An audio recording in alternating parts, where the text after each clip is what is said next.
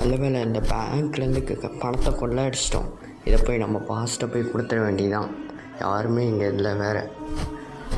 அவன் தான் போல இருக்கு. அவனை பிடிச்சா நம்மளுக்கு ப்ரமோஷன் தான். மணியே ஸ்டேர்றா வர. இங்கே பண்ண அடுத்தது பின்னாடிலேருந்து எங்கடா இருக்க? பின்னாடி தான்டா இருக்கேன். முடிச்சிட்டேன்டா ஒன்று. ஐயோ விட்டுருங்க சார் தெரியாமட்டு சார். வாங்கடா. ஐயோ உடச்சிட்டாலே. இனிமேட்டு தான்டா எனக்கு அடி